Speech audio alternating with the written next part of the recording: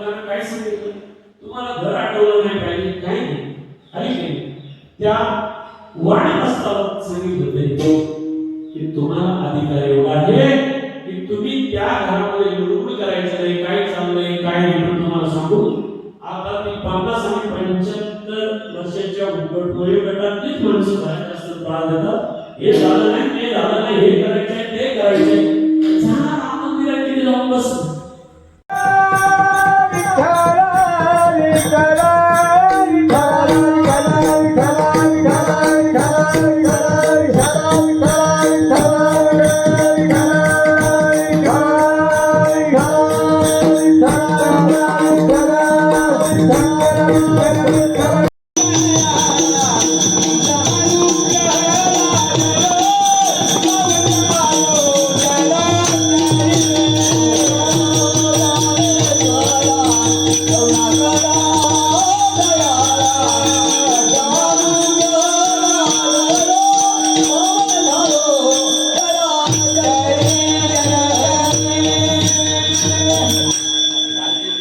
तुमचा अनुग्रह लादलो पावन झालो चराचरी.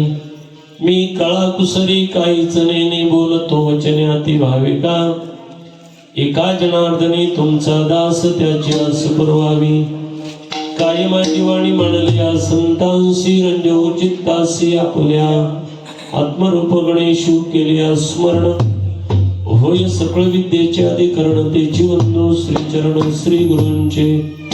जयाचे ने आठवे शब्द सृष्टी अंगवे सारस्वता गवे जीवेसी. वक्तृत्वा गोडपणे अमृताते पारुके म्हणे रस होती उळंगणे अक्षराचे. बाबाचे अवतरण अवतरवे ते खूण हाताचणे संपूर्ण तत्वभेद. श्री गुरूंचे पाय जे हृदय दिवसोनी ठाय एवढे भाग्य होय उणमेशाशी. ते नमस्कार आता जो पितामहाचा पिता लक्ष्मीचा भरता आयुष्य म्हणे. मस्तक हे पायावरी या वारकरी संतांच्या ते नमस्कार आता. मनोजवं मारुततुल्य वेगं जितेंद्रियं बुद्धिमतां वातात्मजं वानरयूतमुख्यं श्रीनामदूतं शरणं प्रपद्ये. लोकाभिरामं रणरङ्गधीरं राजीवनेत्रं रघुवंशनाथं कारुण्यरूपं करुणावतारं संसार सारं भुजगेन्द्रहारं. शरण शरणानो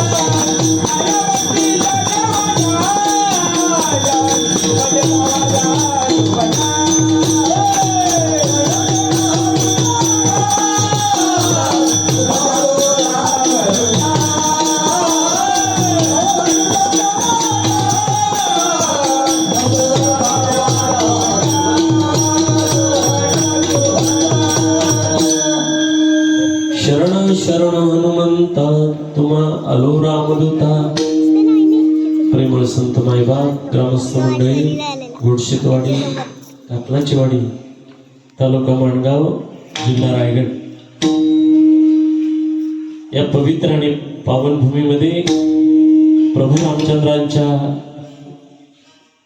पवित्र आणि या पावन भूमीमध्ये संपूर्ण देशभरामध्ये संपूर्ण विश्वामध्ये आज भगवान प्रभू रामचंद्रांचा असणारा प्राण प्रतिष्ठा सोहळा संपन्न होत आहे. दशरथाला विजयी केले तर मला तो प्रसादाचा भाग अगोदर द्यायला पाहिजे होता. ठीक आहे, प्रभू अगोदर आणि ती घ्यायला तयार नाही. कौशल्याकडे गेली, सुमित्रेकडे गेली. सुमित्रेने सांगितलं माझ्या पोटी येणारा हे माझ्या परमात्म्याचं भाऊ म्हणजे शेषाचा अवतार लक्ष्मण, त्यांनी फक्त बंधूची सेवा करायची. कैकेयीचे डोळे वेगळे सांगत होते. आलं का? ती म्हणते माझ्या पोटी आलेला राज्य गादीवर बसावं आणि ज्येष्ठाशी धाडावे दुरी दिगंतरा. आहे की नाही? रामाला कुठे पाठवावा? वनवासाला पाठव आणि माझा मुलगा राज्य गादीवर बसवावा. वास्तविक तिने तो अवेअर केला होता. सुमित्रेने आणि कौशल्याने आपला प्रसाद तिला दिला. आलं का लक्षात? असा असणारा भक्त, आणि म्हणून त्याने प्रभूची सेवा करावी. आणि म्हणून भरताने सुद्धा देवाला म्हणजे भरताने सुद्धा आपल्या आईला दूषण दिले. त्या राज्य गादीवर कधी बसला नाही. आलं का लक्षात? त्या राज्य गादीवर कधी बसला नाही. त्याच रामाच्या पादुकावर ठेवून 14 वर्ष राज्य सांभाळलं. त्या लक्ष्मणाची पत्नी उर्मिला वाट पाहत होती 14 वर्ष. आलं का लक्षात? हे माझ्या प्रभूच्या जीवनातला आदर्श परिवार आहे. आपल्याला देखील काय दुसरं नाही सांगितलं. आपण सुद्धा तसं जर जगलो तर आपण आपलं घर सुद्धा मंदिर करायचं सामर्थ्य आपल्या हातामध्ये आहे. हे कुणी सांगावं, कुणी वाचावं आणि कुणी कुणाचं ऐकावं यासाठी नाही. ज्या देवाचं चरित्र वाचल्यानंतर आपल्या लक्षामध्ये यावं, आपलं घर सुद्धा रामाचं मंदिर व्हावं. अशा प्रकारे माझ्या प्रभूचा अवतार आहे. आणि मग अशा अवतार कार्यामध्ये तिने पण ज्या वेळेला संपूर्ण 14 वर्ष वनवास भोगून माझा देव आला ना, तो कौशल्या सुमित्रेच्या पाया नाही पडला, कैकेयीच्या पाया पडला. असं विचारलं, अरे जिने तुला वनवासाला धाडलं तिच्या पाया पडला. हेच लोकांना कळत नाही. अरे जिच्यामुळं या देशामध्ये मला लोकांनी देव म्हणून ओळखला.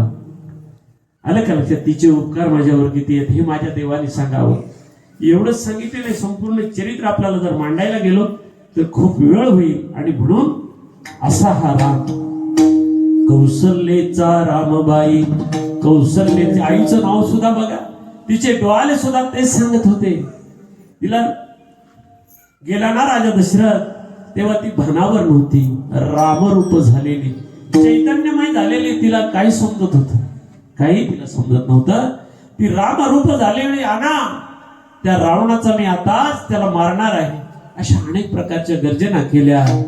या 33 कोटी देवांना बंदी खाण्यामध्ये ठेवणारा रावण, त्याच्याकरता माझ्या पोटामध्ये जे विश्व चैतन्य वाढतंय ना, ते त्याच्याकरता आहे. कौशल्याने सांगावं आपले डोहाले, सुमित्रेने सांगावं, पण कैकेयीने सुद्धा आपले डोहाले सांगितले. हा खूप मोठा चरित्र आपल्याला, पण आपल्याला आज एकच पाहायचं आहे की तो राम कोण होता. या रामाचं चरित्र आज ज्यांनी दावे सांगतात ना, आज आम सांगतात ही ज्या ठिकाणी राम मंदिर झालंय इथं बाबरी मशीदच होती, त्यांच्याकरता आपल्याला बोलायचंय. त्यांच्या धर्माशी बोलायचं नाही. ज्यांनी ज्यांनी आपल्या धर्मावर आघात केले त्यांचं मी नाव घेणार नाही. तर चांगल्या मुलातून त्यांची बोलायची गरज काय? जर माझा देव एवढा मोठा समर्थ आहे तर आम्ही कशाला बारीक करावं? विठ्ठल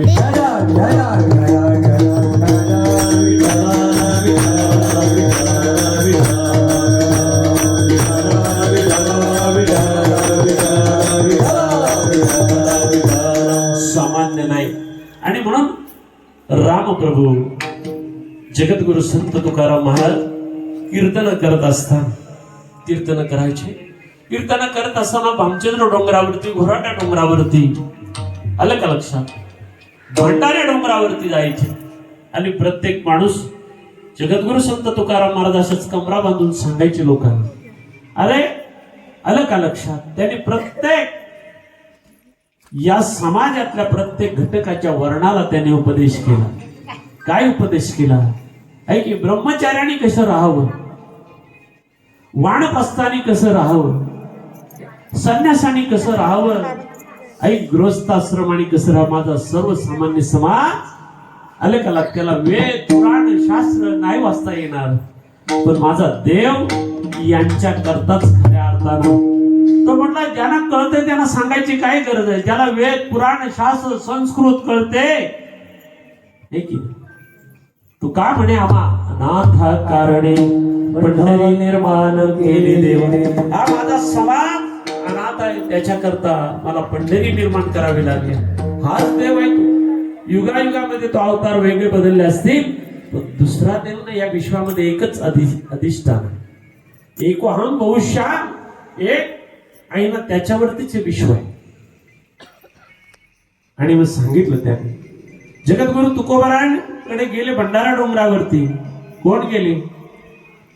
अरे गेले पहिले संन्यासी गेला. संन्यासी गेल्यानंतर जगद्गुरु तुकोबारांना प्रणाम केला. रामकृष्ण हरी तुकाराम महाराज. तुकाराम महाराज म्हणते रामकृष्ण हरी या. कोण तुम्ही? आम्ही ब्रह्मचारी. तुम्ही ब्रह्मचारी किंवा राम जन्माचे अभंग तुम्ही राम नवमीला सगळ्यांनी ऐकले. आलं का लक्षात? आपल्याला त्याहीपेक्षा या जगामध्ये हा जग जरी उलटा पालटा झाला, हे जग असेल नसेल तुम्ही आम्ही सगळे जाणार आहोत, पण सज्जनो त्या प्रभूचं अस्तित्व याला जन्म आणि मृत्यू हे कधीच नाही. तो अनादी कालापासून आहे आणि अनादी कालापर्यंत तो राहणार आहे. आले भूत भविष्य आणि वर्तमान या तिन्ही काळामध्ये राहणार आहे. म्हणून नासतो विद्यते भाऊ गीतेमध्ये सांगितले ज्याचा कधी नाशच नाही तो परमात्मा निर्गुण निराकार तुमच्या माझ्या हृदयामध्ये आहे.